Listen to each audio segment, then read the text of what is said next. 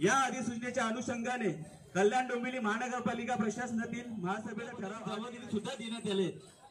आगे समिती अहवालानुसार व या जबाबदार असलेल्या अधिकाऱ्यांना आजही कारवाई करण्यात आली नाही, परंतु 27 गावातील गरजेपोटी केलेल्या या अधिसूचनेच्या अनुषंगाने कल्याण डोंबिवली महानगरपालिका प्रशासनातील महासभेचा ठराव आजही राज्य शासनात पाठवण्यात।